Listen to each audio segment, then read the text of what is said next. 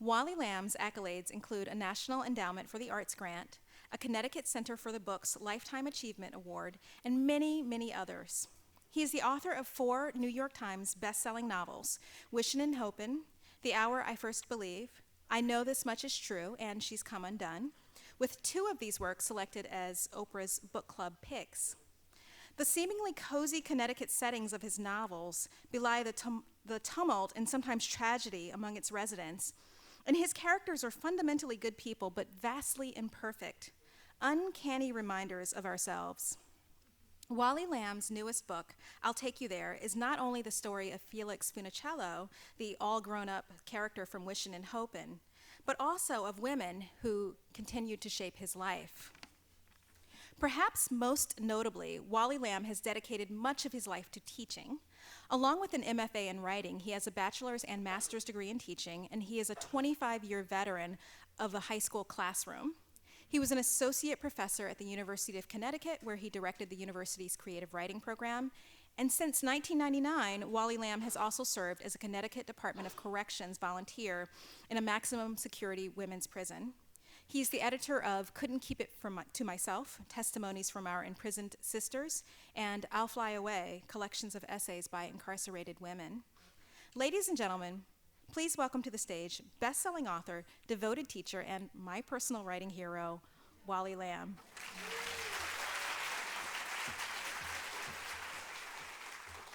Thank you, Kalela. That was very much appreciated. Hey, everybody. It's good to be in Philadelphia. I had the nicest, most relaxing trip down here from New Haven, Connecticut. I was traveling on the train today, and I hadn't been on a train for a while, and I forgot how enjoyable it is. So I'm as we say in New England, I'm in a wicked good mood right now. I would like to give a shout out to Kalela Williams, who runs, I know many of you know this, but she runs the One Book, One Philadelphia program that is so well done and so appreciated here. I also wanted to give thanks to the Joseph Fox Bookshop.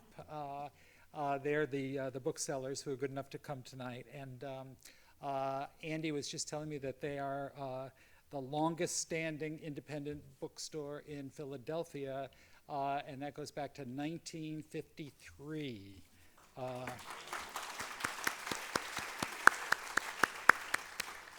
Can't remember if I was toilet trained by 1953 or not. Anyway, and speaking of Andy, Andy Cahan is the director of readings here at this illustrious library, and I was sort of blown back when he said that they do somewhere between 130, 150 readings and talks per year. That is the most impressive I've ever seen. So we're going to have a little fun tonight. I'm going to tell you about my new book and do some reading of it. But before that, I wanted to take you back to 2013 when I had a novel, my previous novel to this one, came out, and it was called We Are Water, and they sent me on a long, extensive book tour, and it was right around this time 3 years ago, and so I wanted to show you just how glamorous life is for a writer who's out on the circuit during book tour. So I call this Tales from the Road. So I'm riding toward number 33 of my 37-stop book tour. My driver, Elvin, drops me off in front of the store. It's the grand opening of this suburban Illinois Costco on the Monday before Thanksgiving. Because of traffic, I'm 10 minutes late and full of apologies, but none of the front door greeters knows what I'm talking about. Book signing, a manager says, "Now, I don't think we do those, but maybe if you write to the company." Oh, I like this audience already. Several people with clipboards approach me, each trying to get me to sign up for a Costco membership. Declining, I ask for directions to the men's room and the book department. Hey, I have my priorities, and at my age, peeing is number one. All of the employees know where the bathrooms are. Nobody knows where they keep the books. But the restrooms are sparkling clean, brand new. I flush, wash, exit, and then I wander a store that is the approximate size of Delaware. 15 minutes later, I find the books. We Are Water is stacked in piles, roughly the same cubic footage as one of those pre-assembled backyard sheds that they sell. And next to my book is Bill O'Reilly's book, Killing Jesus. And I tell you, folks, if my cubic footage is a shed, Bill's is a 3-car garage. There's a table with Sharpie pens on it, and a poster of me on an easel, and a chair. I sit on the chair, and it is so low that I can rest my nostrils on the tabletop. So I grab 8 copies of Killing Jesus, stack them on the seat, and then I sit back down. It's much better.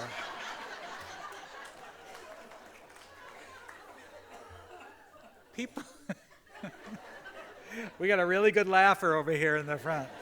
People stream by, confused or wary as they stare at me. I mean, have I sprouted a horn or something? Has a ferret climbed on top of my head? Well, think positive, I tell myself. You've run out of toothpaste on the road. You can use the GPS on your phone, find the health and beauty department, and buy some more. A young manager stops by. He asks me if he can get me anything. Yeah, how about some book enthusiasts, I think to myself. But what I said is, well, I'd like some water, please. He says he'll be right back with my water. Oops. Excuse me, O'Reilly. I had a bean burrito for lunch. By the way, if you ever meet my wife, don't tell her I used that because she's always accusing me of being inappropriate, which, of course, I'm not. Right? Anyway, 20 minutes in, my first customer approaches the table. She's a little girl about 6 years old. How much are these, she asks. She's pointing to my Sharpies. Really, you can't make this up. When I tell her they're not for sale, she blinks back tears, and so I relent. Oh, here you go, sweetheart. This one is yours. And from the nearby fleeceware aisle, her mother says, Keisha, what did I tell you about taking things from strange men? A couple stops. They look Middle Eastern. The wife is wearing a headscarf. The husband asks what my book is about. Well, I tell him it's partly about a wife who leaves her husband for a woman.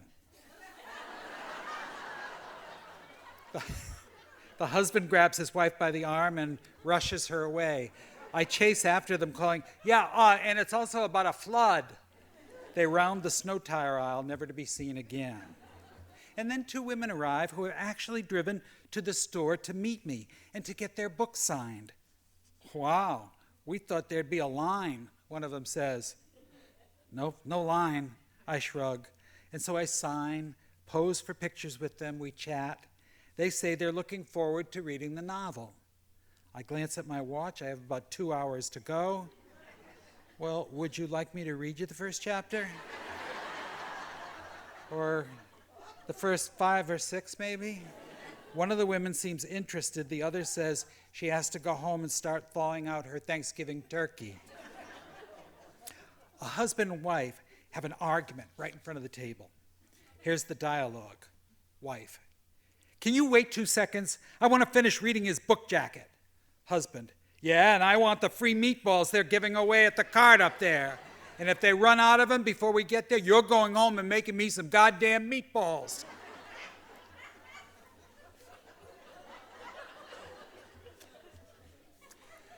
A nerdy-looking little boy with glasses and a faux hawk, maybe 11 or so, asks me if I wrote all those books. He's pointing to the hundreds of copies of my novel. Every single damn one of them, I say. He tells me he hates reading. I tell him his haircut looks kind of stupid. And that they're giving away free meatballs 2 aisles down. Says he hates meatballs. And free Game Boys, too. They're at the far end of the store. Almost out of them, I think. Go. Oh my God, oh my God, oh my God, you're like my favorite author of all time. An alternative-looking woman says. Really? I am? Is she mistaking me for, I don't know, Johnny Rotten or something? Has he written an autobiography? But no, she means me. However, this exchange has nothing to do with a book purchase, but I do honor her request, grab my Sharpie, and sign her stomach. So for the last 25 minutes of my assigned time, I converse with a guy who says he's a police detective who always wanted to be a writer. You're living my dream, he says. I want to tell him that I had to eat M&Ms out of the hotel vending machine for dinner the night before, and that he's living my dream, to be able to leave this goddamn store, go home, and thaw my Thanksgiving turkey. Well, I never get the water. I find the toothpaste aisle, but I don't think I really need a 36-pack. Exiting, I'm asked by half a dozen more people if I want to sign up for a Costco membership. I politely decline. Outside, it's begun to snow. It's freezing cold. I forgot my scarf inside, but I'm afraid I'll never be able to find the book section if I go back again. Elvin drives up, pulls up, and I get in the car, noting that he has been passing the time by reading Killing Jesus. Well, how was it? He asks. Oh, great, I say. They were giving away meatballs and Sharpies. Here, have one, it's on me.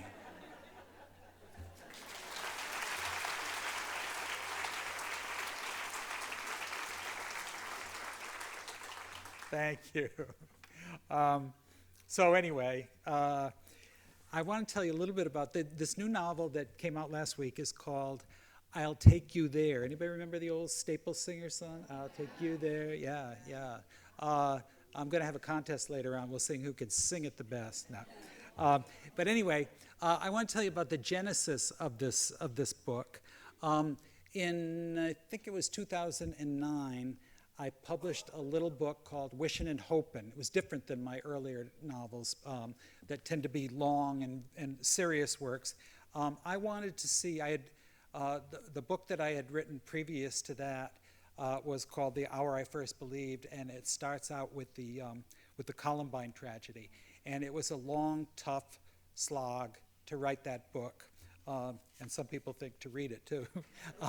But anyway, I kind of wanted, after that book was finished, I wanted to sort of realize that I could walk on the sunny side of the street as well. So I wrote Wishin' and Hope, and I had a really good time. Its main character was a little boy, a fifth grade boy named Felix Funicello, who was very proud to be second cousin of the iconic Mouseketeer and beach blanket bingo babe, Annette Funicello. Anyway, so I had a great time. It was a sweet little story. And then I was delighted that Lifetime wanted to make a movie of the book.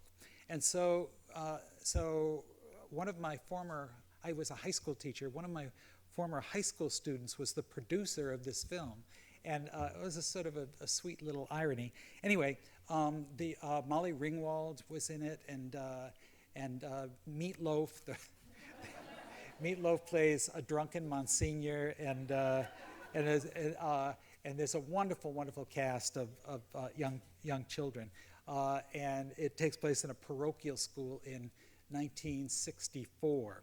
Anyway, we had a premiere for the movie. I felt like such a big shot.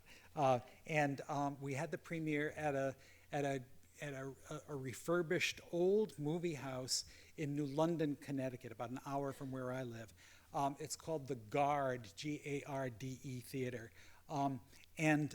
So while I was there, I was talking to the managers, and I said, "This is such a great old theater." And they said, "Yeah, it was opened in 1926 as a vaudeville theater, and also, they showed what they then called picture plays, which were silent movies in the early days of the film industry." Well, I'm a big movie fan of all kinds, and so that really got my interest. And then I really got my interest piqued when they said, yeah, you know, we've had some ghost sightings here at this theater. And it's like, you have?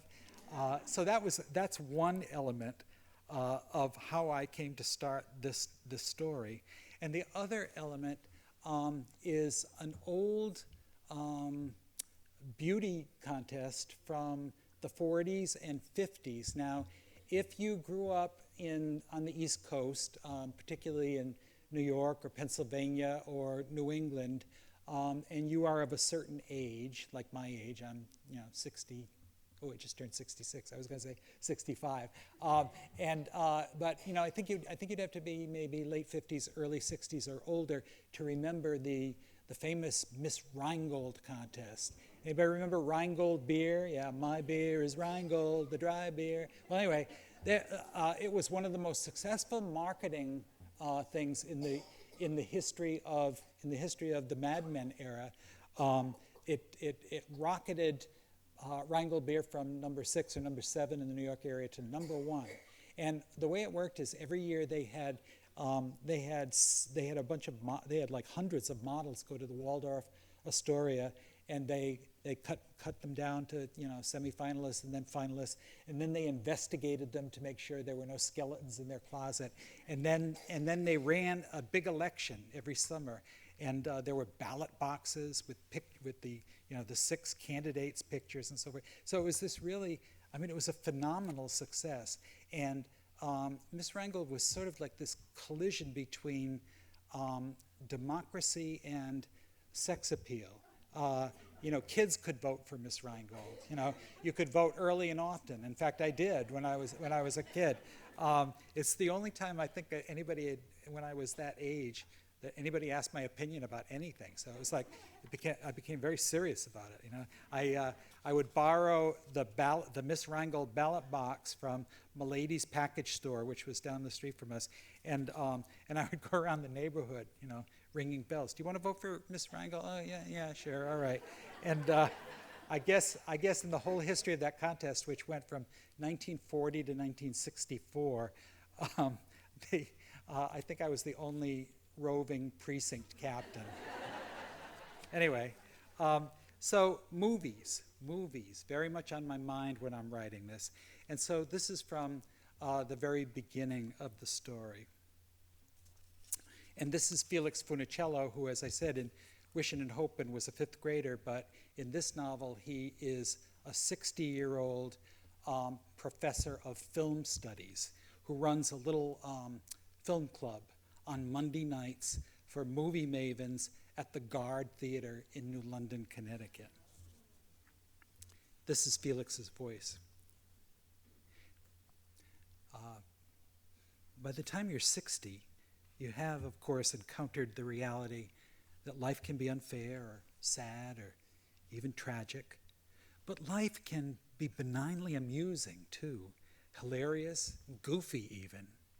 All you have to do to realize that is to take out those tattered photo albums or pop in that VHS tape from 1983 or thread the old film projector, that vintage optomechanical Bell and Howell from the early 60s, say, and watch those home movies that your dead dad took back when you and your siblings were kids and he was still in his 30s, and he aimed and shot and captured for posterity who you all were back then. That's what movies are, right? Thousands of still pictures taken months or years or decades before. Streams of images burned onto celluloid that are reeled in front of a lamp and projected onto a screen, allowing us the illusion that they move, that they're alive.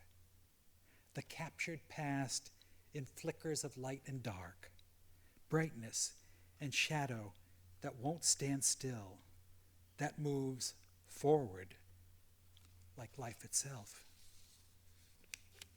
Now, one of the major themes in this story is feminism, and I'm examining the first wave feminists who got women the right to vote, And the second wave feminists of the 70s, you know, marching in the street for, for better conditions for women, fairness for women.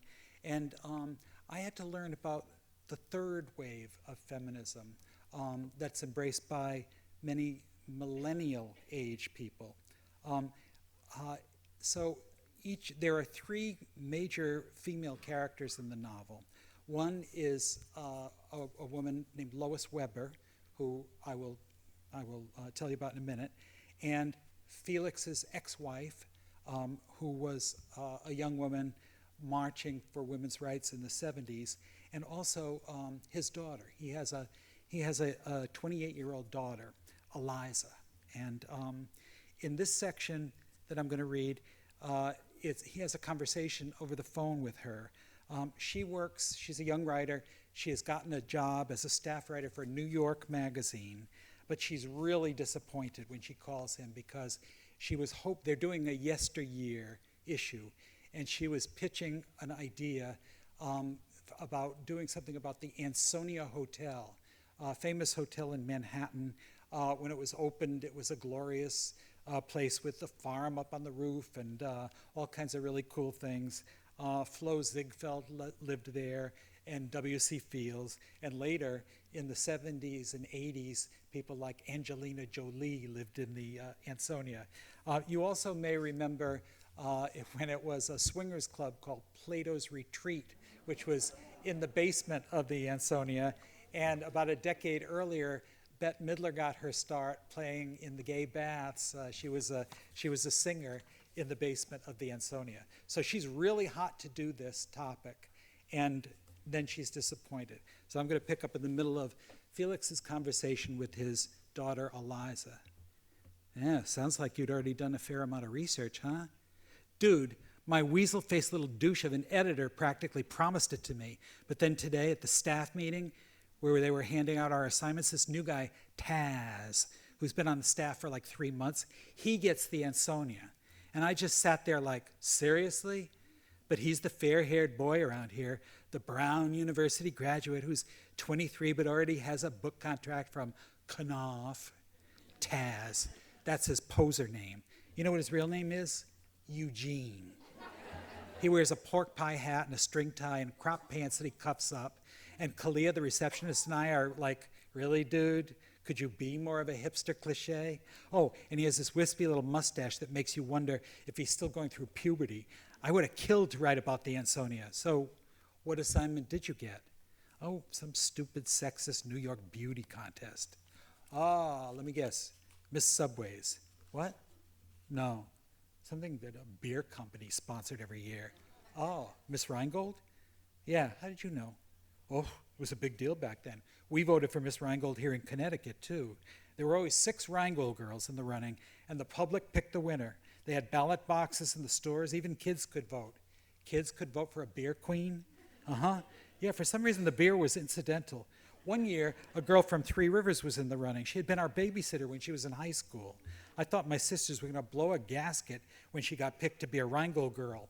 And I tell you, they worked on all cylinders that summer to get Shirley Shishmanian elected. Eliza asked me what kind of a name Shishmanian is. It's Armenian, but she changed it to something less ethnic when she became a model. Well, why? Well, I guess it was because a Rheingold girl could be Armenian or Italian or Jewish back then, as long as she covered it up with an Anglo-Saxon Protestant veneer. So Sadie became Sandy, Elizabetta became Betsy, etc., etc. God, I had to cover the Victoria's Secret fashion show last month, and the angels were from places like Namibia and Angola and Egypt and the Czech Republic. And trust me, Daddy, none of them had changed their names. Those accented vowels drove me nuts when I was doing the write-up. So I'm curious, what did Shirley Shishmanian change her name to? Dulcet Tone. You know, your Aunt Simone was best friends with Shirley's sister, Jo Beth. Are they still friends? Maybe the sister could tell me how to get in contact with Shirley. It would be awesome if I could get a quote from her for my piece. I don't know if they're still in touch or not. Why don't you email your aunt and ask her? Yeah, okay, cool. Hey, as long as I have to do this story anyway, you may have just given me an angle. I mean, not even supermodels like Paulina Poroskova or Tyra Banks could have competed back then, right? Well, Paulina could have if she became Paula Peterson and lost her accent, but Tyra, oh no. No way she could have passed as a wasp from the wilds of Westchester or Westport, Connecticut. That's just the way it was back then, you know? Blacks at the back of the bus, Lucy and Ricky sleeping in twin beds, and Mrs. Cleaver vacuuming in high heels while her husband was at the office earning a paycheck. Who's Mrs. Cleaver? Oh, she was the Beaver's mom. What? Never mind. Thank you. All right, now I'm asking readers a lot in terms of willing suspension of disbelief. You have to go with it if you read this book, that there are ghosts and that one of them was an actual person that I found out about. I discovered Lois Weber when I started doing research on the Guard Theater, and I learned that the first of these picture plays, the first silent movie that they showed there, was by a director and a producer named Lois Weber. Well, you know, to this day, Hollywood is not too welcoming to women directors. So I was really shocked that back in the teens and 20s, the very beginning of the movie industry, I learned that a lot of women were in charge. So Felix is setting up for his movie club, and all of a sudden, he sees two ghosts.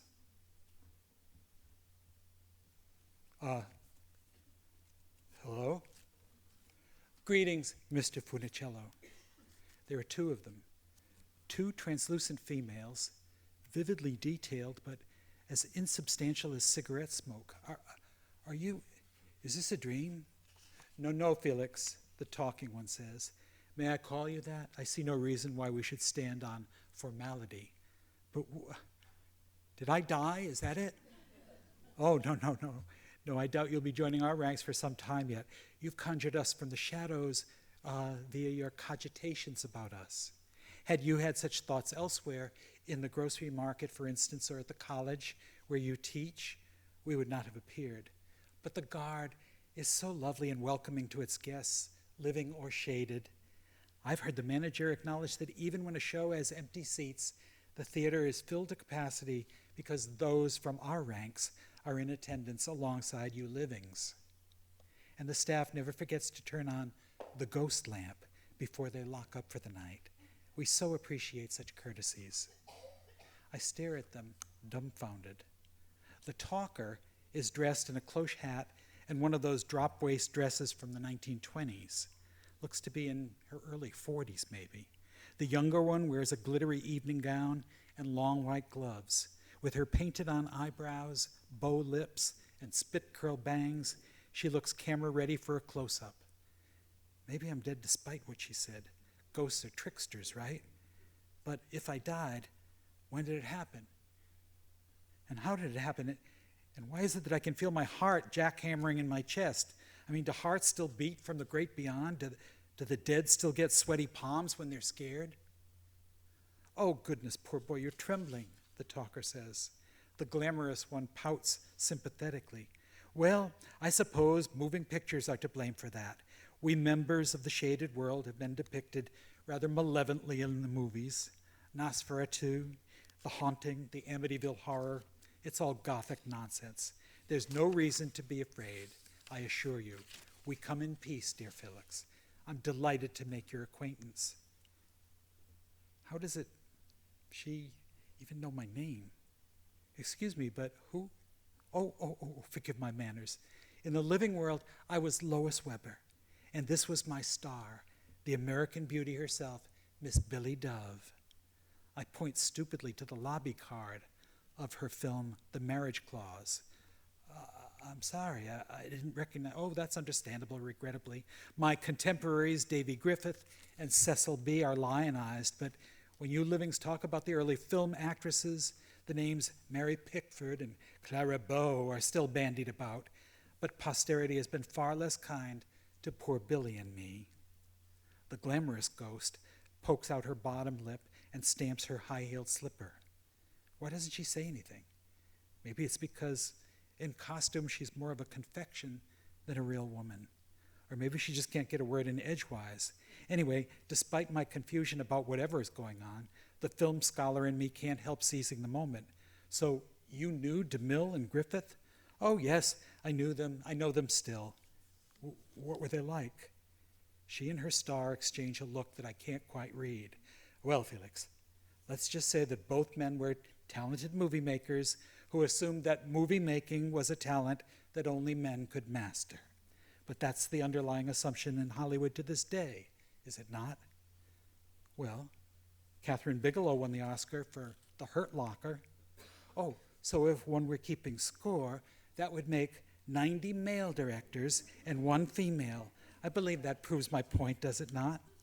Well, what about Pickford? She was a producer as well as a star. This is beyond weird. I'm playing devil's advocate with a freaking ghost. Oh, yes, she was, Ghost Lois says. Little Gladys Smith from the wilds of Canada became an actress and an executive. Oh, she was a big chunk of cheese in the industry on all accounts, especially her own. But alas, Miss Pickford was all washed up once the talkies came along. And she was a tippler, too. The poor dear had more of a passing fondness for giggle water. Billy's ghost tips an imaginary flask to her lips and smirks. Apparently, the dead can be as catty as the living.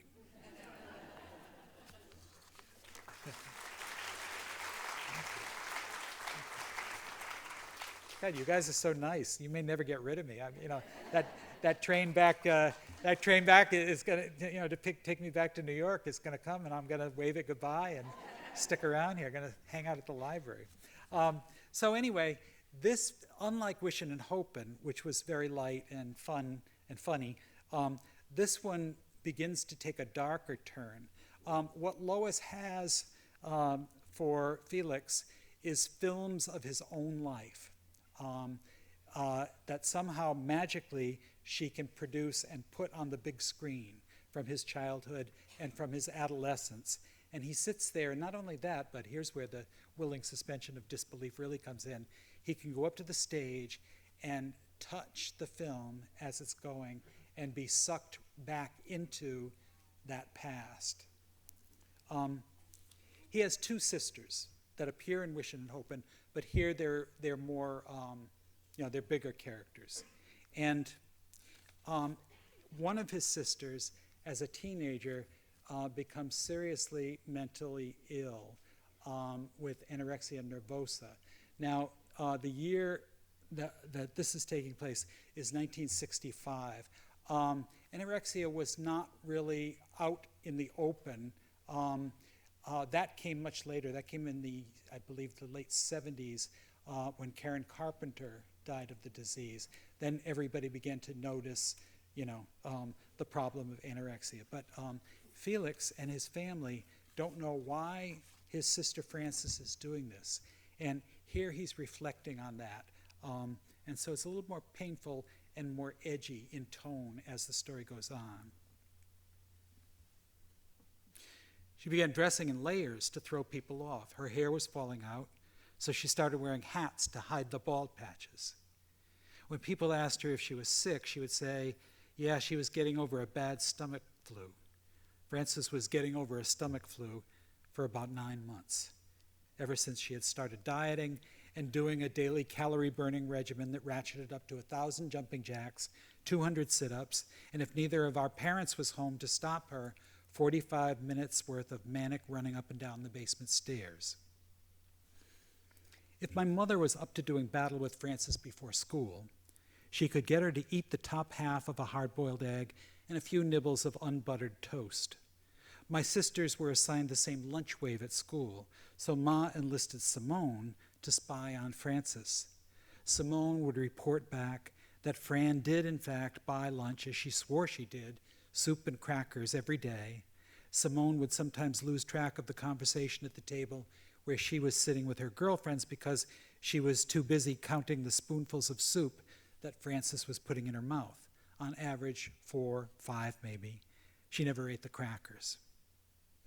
One time, in the middle of all this, I remember barging into our bathroom, assuming it was empty and that I was the only one at home. And there was Frances, who had mistakenly assumed that she was the only one home. She was standing on the scale in just her underwear. "Get out, you idiot!" she screamed, and I backed away from the wild-eyed witch who seemed almost to have stolen the identity of my real sister. I ran down the stairs and out the front door, I remember, and then I wandered the neighborhood, kicking stones into culverts and trying to unsee what I had seen. Despite Frances's frequent campaign to belittle me, I loved her, and I was afraid of what was happening, which is not to say that I understood what that was.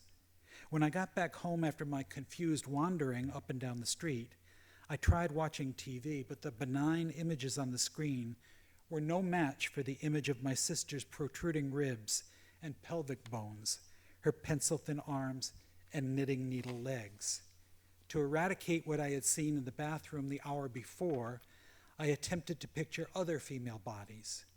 The golden Bond girl on that Life magazine cover, and our full-figured cousin Annette in her white two-piece bathing suit on the grease-spattered poster that hung above the friolator at my father's lunch counter, and the buxom, pucker-mouthed women spilling out of their tops on the covers of the Police Gazette and Sir, the magazines I peeked at while waiting for my haircut at the barbershop. None of it worked. That evening, when my parents got home, I didn't tell them about what I had walked in on and seen. Frances tried to get herself excused from supper, pleading that she needed to study for an upcoming test, but my father insisted she join us. When she sat down at the table, I couldn't look at her, so I did not know if she was able to look at me. Pop said grace as usual, turning pointedly to Frances's direction when he spoke the words, "From thy bounty." After the blessing ended with our amens, my mother said she had a special request. Could we all just enjoy a peaceful meal together? Our last several suppers had been stressful, she noted, and as if any of us needed a reminder. I nodded in agreement, and seated across from Simone, I saw that she nodded too. "Sounds good," Pop said. I piled brajol, potatoes, peas, and salad onto my plate, enough for 2 people, really, and without looking up, I started shoveling food into my mouth. No one spoke. I kept listening for the clink of silverware on Frances's dinner plate, but I heard nothing. I was 3/4 done with my huge meal when Pop threw up his hands and ordered Frances to stop moving their food around and eat it. God damn it! And don't try that trick where you hold it in your mouth and then go spit it out in the toilet. We're on to that one. This foolishness is over as of right now. Why in the goddamn hell would you even want to do this to yourself? Do you think it looks good? Because it doesn't. You look like you've just been freed from a concentration camp. Well, like I said, it stops here and now. Your mother and I have had it, and you're going to eat like a normal person from now on. No, you're going to be a normal person from now on. Do you hear me? No doubt she did. He was shouting. But despite Pop's decree, it did not stop there. And then Ma's peaceful, stress-free meal proved unattainable.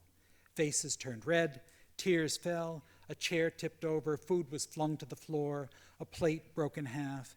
When Pop grabbed Frances as she tried to escape the chaos that she had triggered, I was afraid that he might snap her bony arm in half. Later that evening, Pop appeared at my bedroom door while I was staring at, rather than reading, the first page of the social studies chapter that I had been assigned. "Look, Felix," he said, "we're going through a little bit of a tough patch with your sister right now, but I don't want you to worry. It's going to get better, okay?" Nodding, I kept looking down at my book instead of up at him. "And in the meantime, I just want to remind you that what goes on in this house stays in this house, because it's nobody else's business, you understand?" The print on the page in front of me went blurry, but of course I understood, instinctively, if not yet intellectually. Silence, discretion, distrust of non-blood relatives, it was our family's code of honor, ingrained in me, although it was only much later that I would learn why. Our forebears were Southern Italian, Sicilians specifically, and the island of Sicily had been attacked so often by so many foreign aggressors that omerta had developed as a survival tool.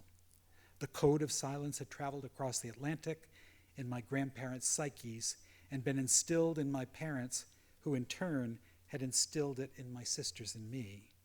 And so I lugged our family's secret turmoil to school each day like a backpack filled with rocks. And each afternoon at the dismissal bell, I lugged it back home again. Rather than trust myself not to blurt out what was happening, I began to isolate. I kept telling Lonnie I didn't feel like doing whatever he suggested we do, so much that the suggestion stopped and he started hanging around with Monty Montoya instead. I quit junior midshipman and Saturday basketball at the Y, too distracted to do all the memorizing that led to 100s on Sister Godberta's tests and quizzes. I withdrew for the competition. Let Rosalie Twersky be the top 6th grade student. What did I care? And let Rosalie or one of the Kubiak twins stay after school and do all those good deeds so that they could receive the Good Citizenship Medal or get elected to be our class's representative to the mock UN. What I elected to do was walk back to our unhappy home, watch TV with the volume turned low, and eavesdrop on the tearful arguments between my exasperated parents and my walking skeleton of a sister who once upon a time had a secret stash of ringdings and Rollos and Royal Crown Cola and now thought even water and carrots would make her fat. I needed to be there, on duty in a way, in case something terrible happened. My father hurting Frances in anger, say, or Frances tumbling down the stairs during that crazy exercise routine. She might need me. Any one of them might need me. But what good would I be if I was somewhere else other than at my post, watching and listening? You going to eat that yourself, or do I have to force it down your gullet?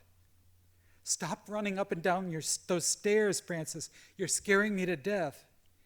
I only saw her eat 4 spoonfuls today, Ma, and none of the crackers. Whose life is it, huh? Mine or yours? Would you people get off my fucking back? Don't you dare use language like that in this house. No? Why the fuck not, Ma? Frances, what's happening? What's wrong with you? You are, Mommy. You're what's wrong with me. All of you.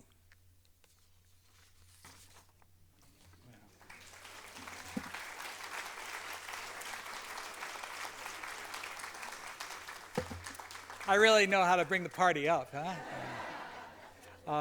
I'll leave with 2 paragraphs that are on a much lighter note. This is Felix toward the end of the story. William Faulkner wrote that the past is never dead. F. Scott Fitzgerald concluded The Great Gatsby with these words: "So we beat on, boats against the current, borne back ceaselessly into the past." But Louisa May Alcott wrote instead about the future. "Far away, there in the sunshine are my highest aspirations. I may not reach them, but I can look up and see their beauty, believe in them, and try to follow where they lead." I sent that last quote to my daughter a while ago, figuring she might appreciate it, which she did. I mean, how could I not believe in ghosts and movies and what they have to teach us about how to learn from the past, fully inhabit the present, and believe in the propulsive thrust of the future? As when that baby crowns, the obstetrician says, "Okay, Mama, are you ready? One big last push." I'm told by those in the know that I'm going to love being a grandfather. And I could be wrong, but something tells me Eliza is having a girl. Thank you.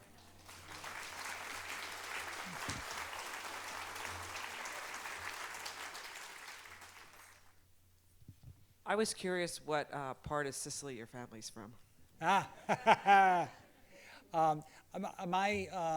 I'm Italian on my mother's side, and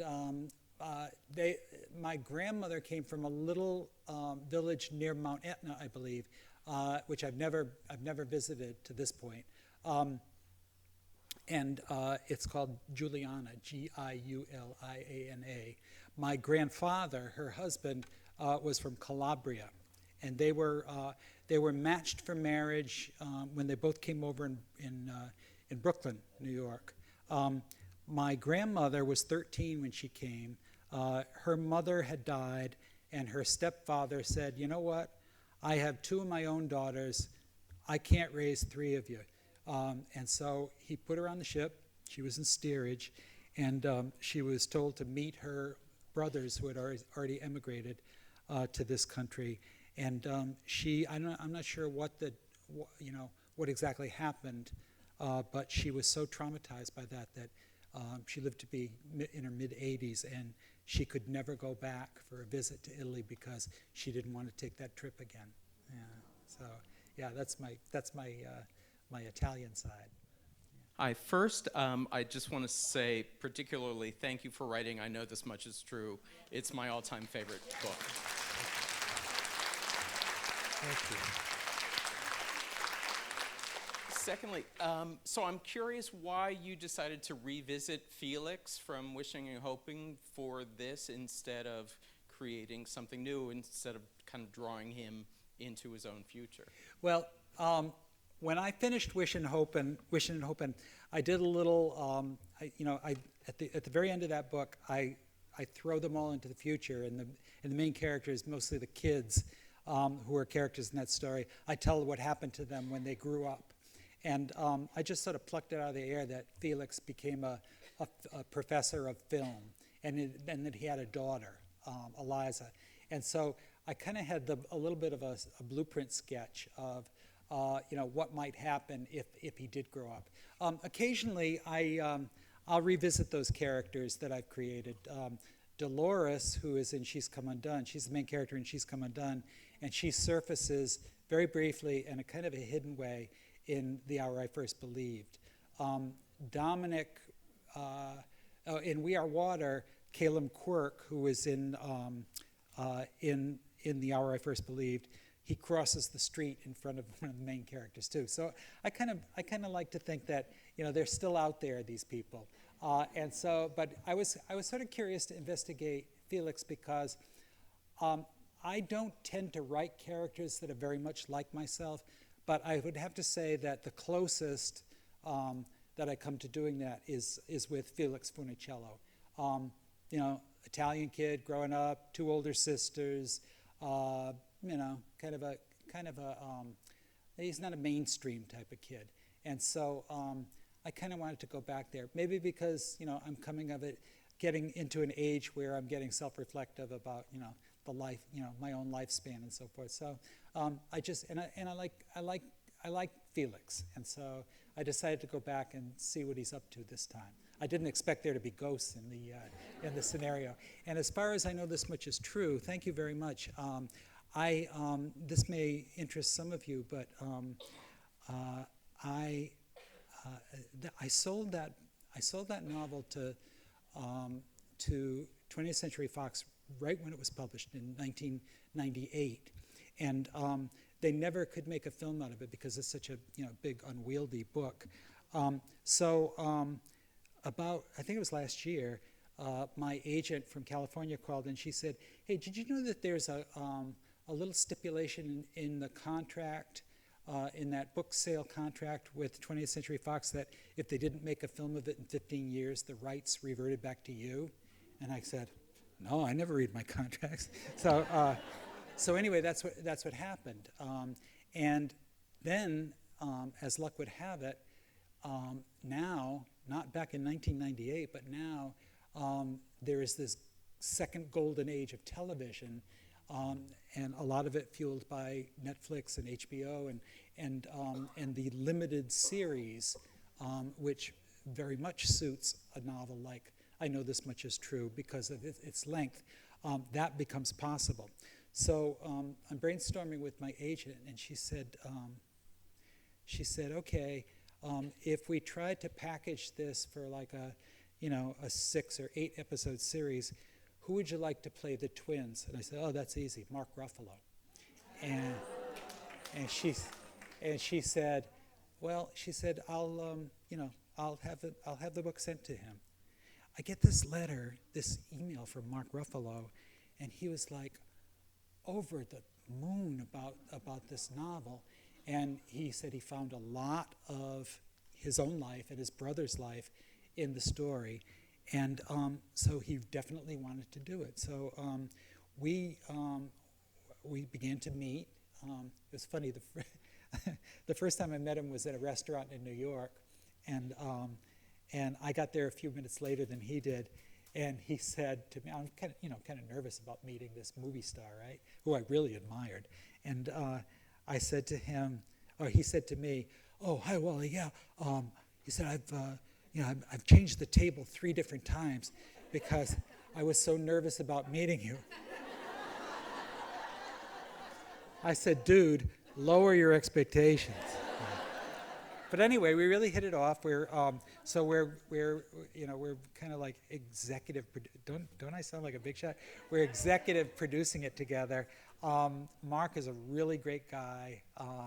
He's the real deal, and we just hired we're working with a company called Film Nation. They're the producers, and we've just hired a director named Derek Cianfrance, who did a film that you might have seen. It was a small indie film called Blue Valentine with Michelle Williams, and more recently a bigger screen thing called The Light Between Oceans.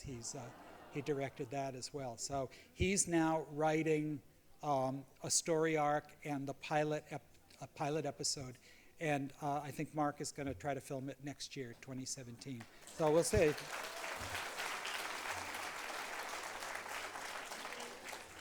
But I tell you, in all of my dealings with Hollywood, it's sort of like, you're back in high school and the coolest girl in your class keeps flirting and saying she might want to go to the prom with you, But and then lots of times it doesn't happen, She goes with somebody else. So we'll see. I'm speaking of lowered expectations. If it happens, that would be great. But Mark is he's really great to work with. I find your titles inspired, and I'm wondering how you think of your titles. Well, my titles, I do this kind of, now it's getting to be kind of a shticky thing because I've done it with every title, but I love music. I'm a total music head. I play it all the time. I play it while I'm writing. I turn the volume up when I'm taking breaks and so forth. And all of my book titles come from music. I had She's Come Undone written, first draft finished, and I had about 2 computer screens worth of prospective titles. None of them seemed to work. And then one day I was driving to my high school job, and all of a sudden I'm plugging the radio buttons because I'm late and getting nervous, and that there's an old song by the Guess Who that came on. She's come undone, and I'm like, that's it. It was like lightning hit me. I almost drove off a cliff, and so I go dashing into my homeroom, and I'm sure you can picture high school students at 7 a.m. in the morning, with their heads down in their desks, trying to catch a couple more winks while the morning announcements are on. So I came bursting in with enthusiasm. I said, "Hey kids, what do you think of this for a novel title? She's Come Undone." And they're like, "Yeah, Mr. Lamb, whatever, sounds good. Yeah. I know this much is true. There was an 80s group called Spandau Ballet, and they had a song called True, and I sang that damn song in my head for 6 years while I was writing that novel, and when I Know This Much Is True became the last sentence of the entire book, 900 pages, I said, okay, screw it, that's the title. So they come differently. The 2 books that I've done with my incarcerated students both come from gospel songs. I'll Fly Away, and then the other one called Couldn't Keep It to Myself is from a gospel song called Said I Wasn't Gonna Tell Nobody, but I couldn't keep it to myself, what the Lord has done for me. This latest one, of course, is the Staples Singers, one of my favorite groups of all times, and I'll Take You There. I'll spare you singing that one. But yeah, I love music, and that's my kind of nod to people whose music I love. Years ago, I was in my local Barnes & Noble, and a woman came over to me with She's Come Undone open, so I couldn't see the cover. someone I didn't know, and said, just read the first few pages. And then she closed it and said, look, it's written by a man. And listening to you tonight, I was hearing just the affinity that you have for women and women's issues, and I was wondering if you could say something about that. Yeah, thanks. Did everybody hear the question? Yeah. What's the deal on my affinity for women? Well, as I mentioned, I grew up with sisters. We had bossy girl cousins who lived right next door to us, and they traveled in a pack. And I was the youngest, and they didn't want, little Mr. Annoying, following them around, unless if they liked to play games of pretend. And so occasionally I would be drafted for a small part. Like if they were playing hospital, they were nurses and doctors, and I got to be the patient, and they would vaccinate me with straight pins from my mother's sewing machine, And I was so thrilled to play with them that I took this, My cousin Sandy, she once locked me in my Nana's canning closet in the existential darkness of that, real darkness of the canning closet. I was scared to death.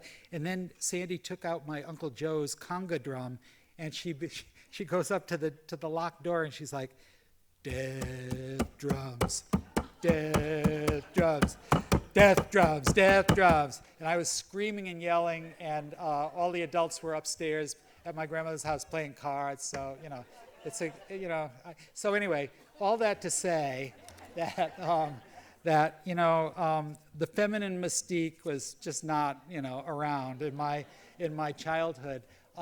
And then when I grew up, I started teaching high school kids.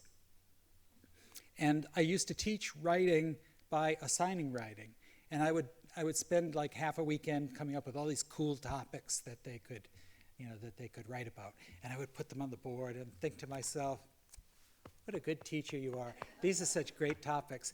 But what I didn't realize they were my topics. They weren't the kids' topics. So when I started writing myself and getting serious about it, I threw out everything I thought I knew about how to write, and I began to play games with the kids so that they could figure out what their subject matter was.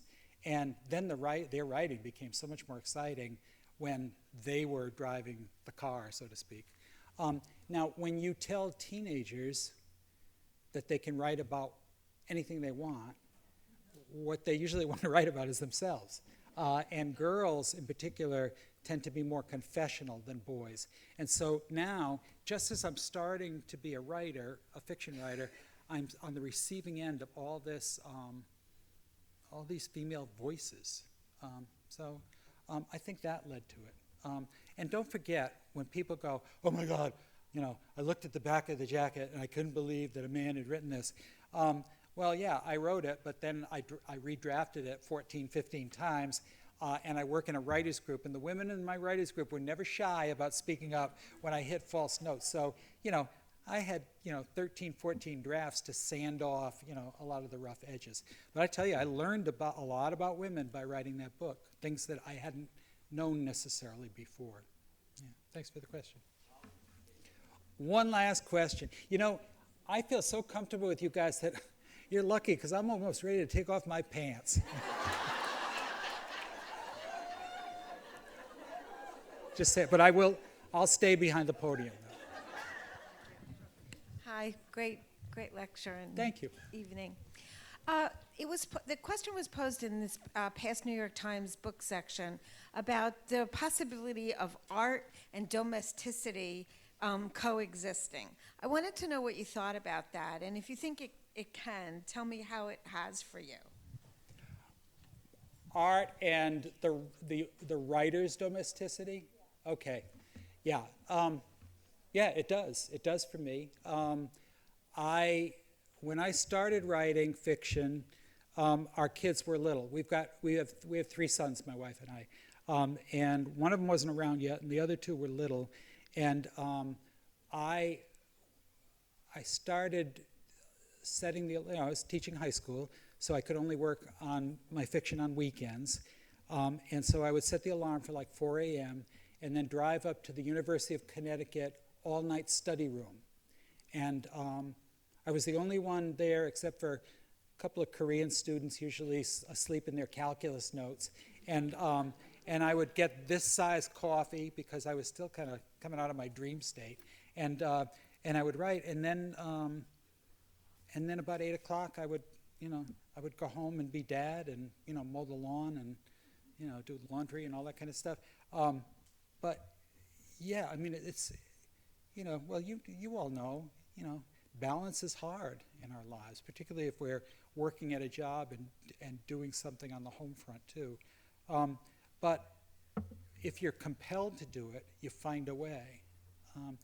When I was working with university students, they would whine, I really want to write, but I can't, I don't have time, And I would say, well, make time. I said, do what I do. Set the alarm at 4 in the morning and get up and write then. And they looked at me like I was, But then we started talking about it, and they said, oh, well, their best time to write, you know how young people are kind of like, they're nocturnal animals? A lot of the people said they like to write at night when the dorm gets quiet. It's sort of like, you're the only one on duty. And that was the same for me when I get up early in the morning and everybody else who's normal is sleeping.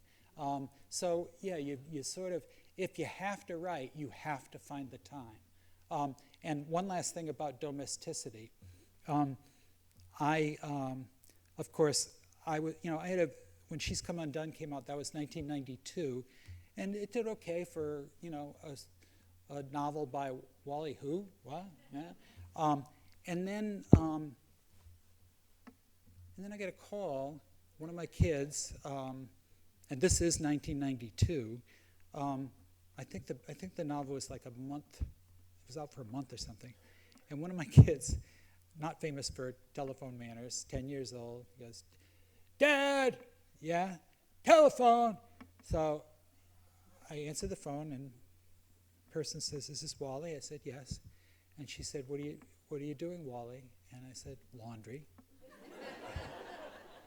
I said, "Who is this?" And she goes, "Oh, this is Oprah Winfrey." And I really almost said this. "Oh, yeah, right. You're Oprah Winfrey, and I'm Geraldo Rivera."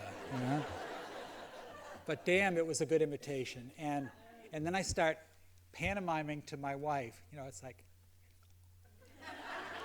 and she's totally not getting it. She's like, the Pope, dope, Anyway, it had nothing to do with the show. She had no book club back then.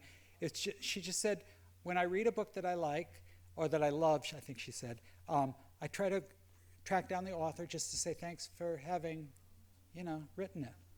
And I'm like, oh, no problem,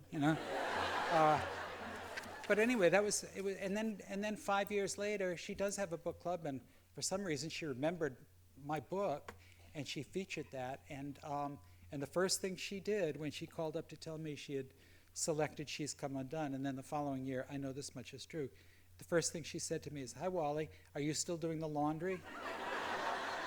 And my wife gets so pissed whenever I tell that story, because if she were here now, she would grab the microphone and tell you, which is true, yeah, he's done the laundry about 4 times in 37 years of marriage.